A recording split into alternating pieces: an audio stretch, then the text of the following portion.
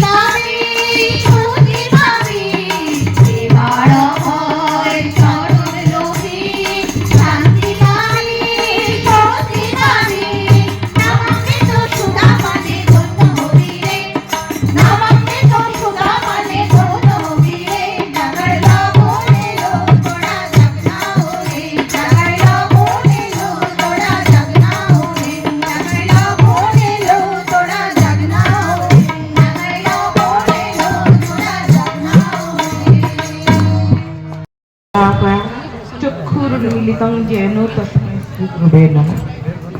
সকল দাদা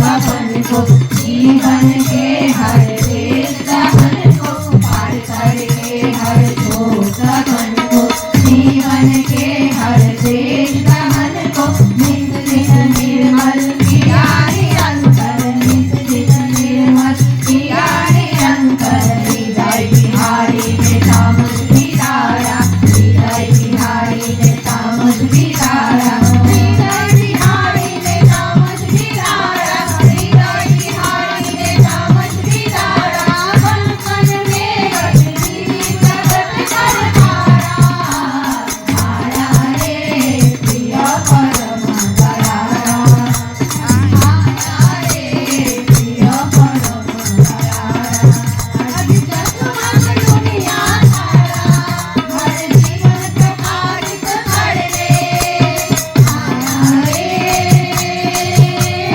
प्रिय परम दयारा, आया रे प्रिय परम दयारा, आया रे प्रिय परम दयारा।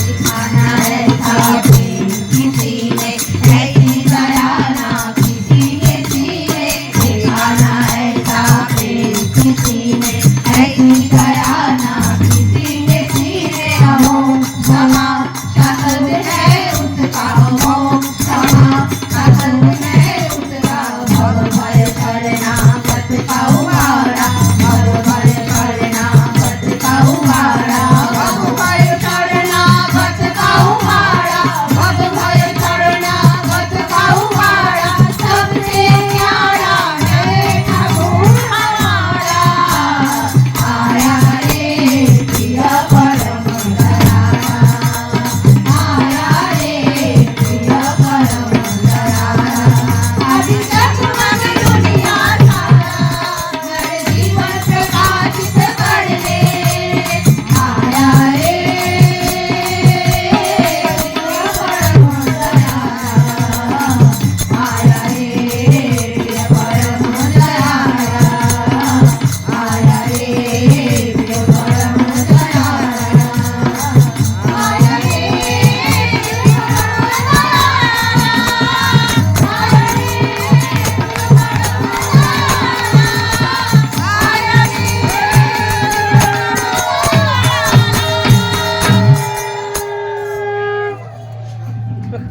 দাও তোমায় নমস্কার।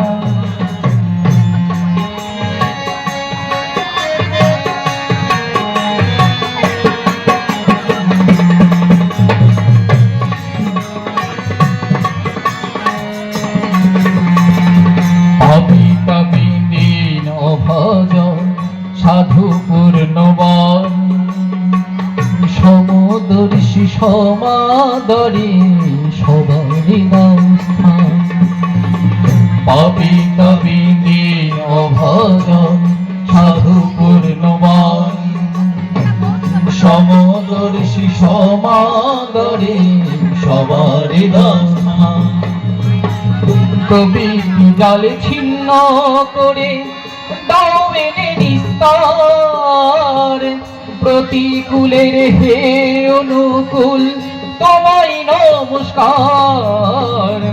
প্রবৃত্তি জালে ছিন্ন করে দাও মেনে নিস্তার, প্রতিকূলের হে অনুকূল তোমায় নমস্কার। বিকট ভব পারাবারে ওগো কর্ণধার, আমায় প্রভু পার করে দাও তোমায় নমস্কার। আমায় প্রভু পার করে দাও তোমায় নমস্কার।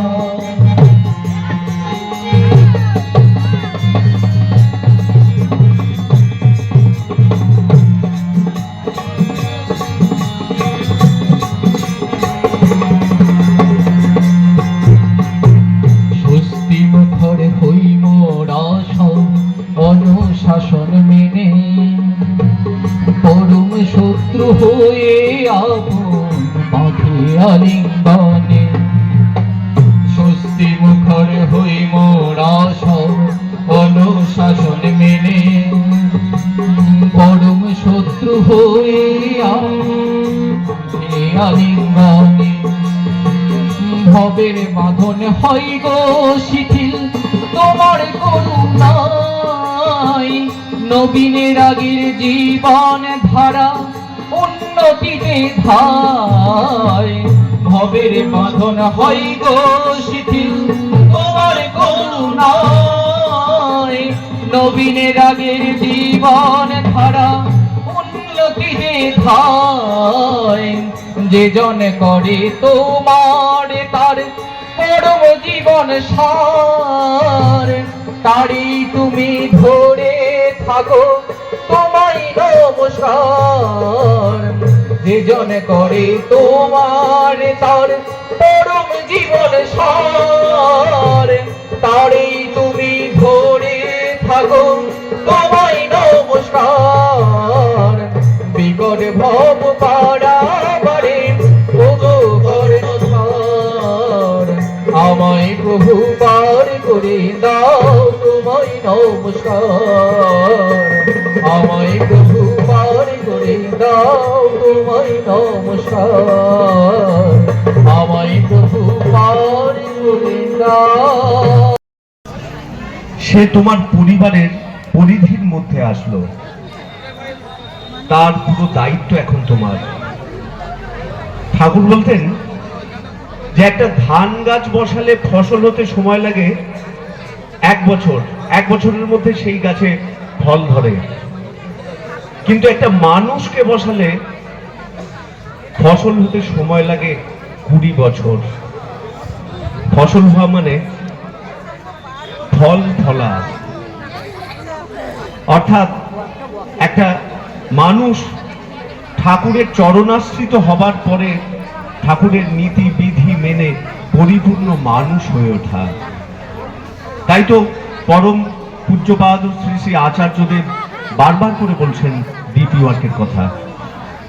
আজ এই সাতগাছিয়া উৎসবের যারা আয়োজক, তার মধ্যে একজন রয়েছেন শ্রদ্ধেয় বিভুদা। তিনি পেশায় আইনজীবী। তিনি তার বাস্তব অভিজ্ঞতা দিয়ে ডিপি ওয়ার্ক কেন প্রয়োজন আমাদের জীবনে সে সম্পর্কে আলোচনা করবেন। আমি শ্রদ্ধেয় বিভুদাকে আলোচনা করার জন্য অনুরোধ করছি।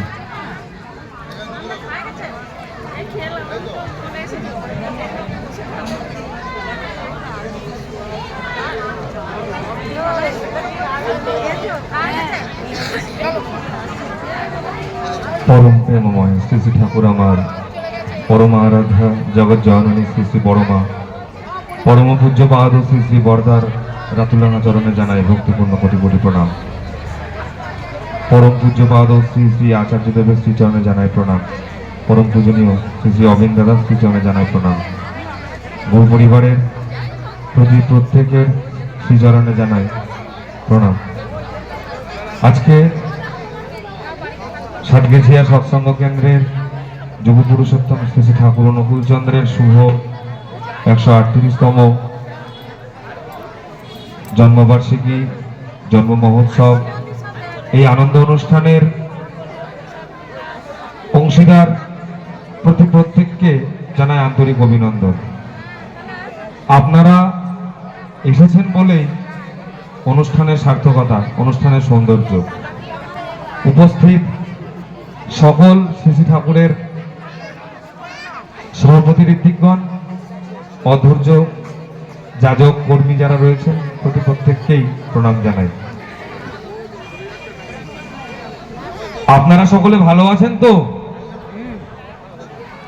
শোনার মানুষ কম। আপনারা সকলে ভালো আছেন তো? কম বেশি 200 জন হাত তুলেছে। আপনারা সকলে আনন্দে আছেন তো? হাত তুললে আনন্দ হয় তো? অনেকেই বসেননি, বসার জায়গা রয়েছে, বসলে ভালো লাগবে। কয়েকদিন আগে, আজকে ইংরেজির 12 তারিখ, আমরা সকলেই জানি আজকে একজন মহান ব্যক্তিত্বর শুভ জন্মদিন, স্বামী বিবেকানন্দের জন্মদিন আজকে। এমন একজন ব্যক্তিত্ব সারা পৃথিবী জুড়ে মাত্র অল্প আয়ুষ্কালের মধ্যেই যিনি তার পরিচিতিটাকে ছড়িয়ে দিতে পেরেছিলেন। কেন? যারা পড়েছেন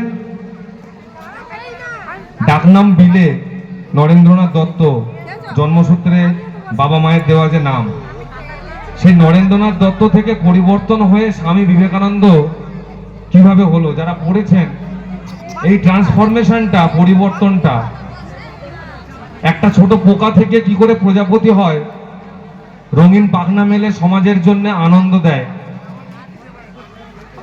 এই পরিবর্তনটা, একটা মানুষ সে কি করে আরো সুন্দর মানুষ হতে পারে, এই পরিবর্তনটা, ঘরে থাকা চাল, কিছুটা ডাল, সর্ষের তেল, সামান্য ফোড়ন দিয়ে একটা সুস্বাদু রান্না কি করে প্রস্তুত করা যায়, এই পরিবর্তনটা যে বা যারা করতে পারেন তাদের সেই ক্ষমতাটা তখন আরো সুন্দর হয়, আরো ভালো হয়, আরো সুনিপুণ হয় যদি তার কাজের মধ্যে একটা গভীর প্রগাঢ় ভালোবাসা থাকে, বিশ্বাস থাকে, ইচ্ছা থাকে, সর্বোপরি কারোর উপর ন্যস্ত করা থাকে নিজেকে।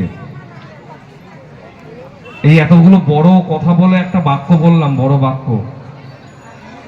পুরো কথাটা শেষ হচ্ছে ওই ন্যস্ততে, দন্ত নয় জফালা দন্ত শয়তয়। ন্যস্ত মানে ইংরেজি বললে সুবিধা হবে, সবাই ইংরেজি বোঝে ভালো। সারেন্ডার করা, আত্মসমর্পণ করা, নিজেকে সঁপে দেওয়া, অনেকগুলো বিশেষণ হয়। শ্রদ্ধেয় এই অনুষ্ঠান সঞ্চালক যিনি, তিনি বললেন দীক্ষাপত্র সমীক্ষার ব্যাপারে বলতে। এই প্রত্যেকটা কথাই সেই সমীক্ষার একটা বিশেষ বিশেষ অংশ। কারণ আমরা যদি খুঁজি স্বামী বিবেকানন্দের জন্মদিন কবে, যে কেউ উত্তর দেবে 12ই জানুয়ারি।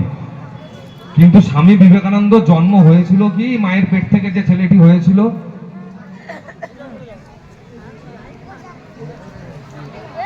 মোটেও না।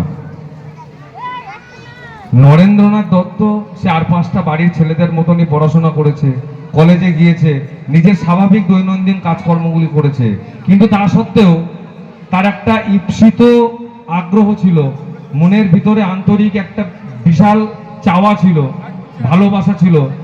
শ্রী শ্রী ঠাকুর রামকৃষ্ণদেবের সেই সাধনা, সেই তীর্থক্ষেত্রে তার কর্মকাণ্ডগুলি তাকে আকর্ষণ করত। সেই জন্যেই কলেজে পড়ার ফাঁকে ফাঁকে বারবার তিনি ছুটে যেতেন ঠাকুরের কাছে। শ্রী শ্রী ঠাকুর রামকৃষ্ণদেব তাকে তিলে তিলে তিলে তিলে ধরে, বেঁধে, গড়ে, পিটে, যা বললে হয় বিশেষণগুলি করে তবে সেই নরেন্দ্রনাথ দত্তকে স্বামী বিবেকানন্দ করলেন। আর তার মুখ থেকে বের হওয়া সেই কথাগুলি আমেরিকার শিকাগো শহরে যেটি পরিবেশিত হয়েছিল, যেটা আজও শুনলে সত্যি সত্যি যদি কেউ শোনে আর কি, মানে মনটা দিয়ে, ধ্যান দিয়ে, গায়ের প্রত্যেকটা লোম, শরীরের প্রত্যেকটা রোম খাড়া হতে বাধ্য, শিহরিত হতে বাধ্য। তার কারণ যখন সে কথা বলছে সে তার গুরুর একটা ইচ্ছা পরিপূরণ করছে। সারা বিশ্বব্যাপী সনাতন সমাজের সেই ভাবনাটার একটা বহিঃপ্রকাশ, প্রচার শুরু করেছিলাম, যেটা দিয়ে কয়েকদিন আগে, আজকে 12ই জানুয়ারি এই পর্যন্ত বলে কমা হয়ে অন্য জিনিস বলছিলাম। জানুয়ারির 5 তারিখ আমরা যারা শ্রী শ্রী ঠাকুর অনুকূল চন্দ্রের সৎমন্ত্রে দীক্ষিত, যদি একটু ভালো করে বলা হয়, বলা যেতে পারে চরণাশ্রিত।